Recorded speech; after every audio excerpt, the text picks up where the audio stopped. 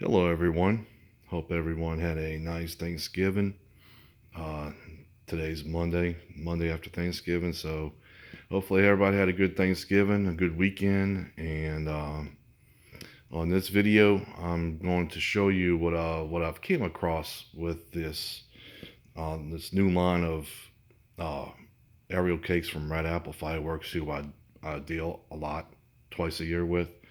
But something caught my attention when I recently, the other day, went to go pick up my aerials at a freight terminal, came back home with it, of course, yada, yada, yada, and started breaking open the cases to see, what the product actually looks like. Because there's a lot of the products I purchased for New Year's Eve this year that is brand new to me. So I was like, yeah, let me try it out. And there was just a couple of things I tried last year. But really, what really caught my attention was that the old school way of buying aerial cakes, they were completely wrapped up with old fashioned paper, paper protection around the sides and the top of the aerial cake. But what I've noticed with all these cases that I bought, such as Oasis, Tiki Assault, La Palma, even Electric, even though Electric has been on the market for a while at Red Apple, and also Nexus. What I realized and what I came across was that each of these aerial cakes is individually protected and contained in its own cardboard box, which is great. I love that. That's a good idea for protection versus the old school wrapping paper that just wraps around the sides and along the top. Number one, what I like about it is self-contained in its own cardboard box. And by doing so, of course, the fuse is going to be located at the top. I like that because it's easier access, especially it's easier access for me just to go ahead and install my Visco shroud initiator since I electronically fire all the fireworks. And over the weekend, I went ahead and opened up my case of Electric, which again, like I said, the Electric's been on the shelf for quite a while, like at Red Apple. And I had Electric last year, and it was the old-fashioned paper wrap, self-contained aerial cake. And this year they rolled out with it with same thing, the cardboard box, which is I thought it was pretty neat.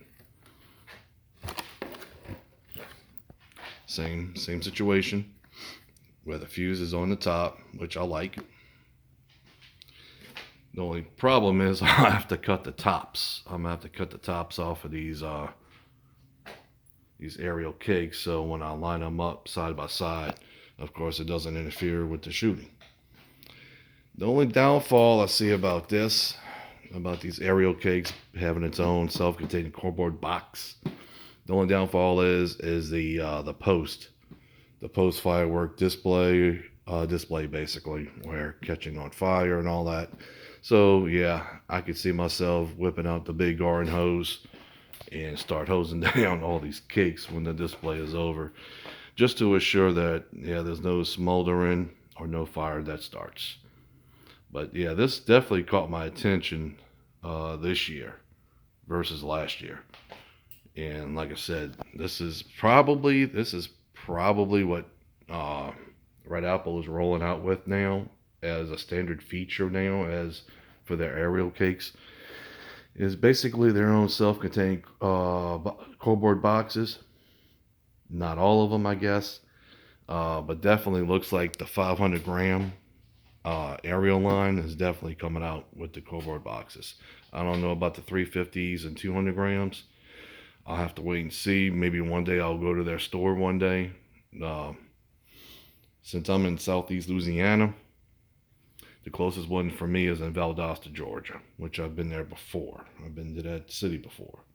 So I'm gonna have to take a trip out there one day to see for myself if this cardboard box is also utilized, like I said, for 250s and 200s and 350 gram aerials. We'll see. But yeah, I just want to share this information with you in case any of you decide to buy from Red Apple Fireworks, especially the 500 grams, which I did here. And just to give you a heads up, what the product is like now in the decorator feature. So other than that, y'all take care, and I'll see you next time. Bye bye.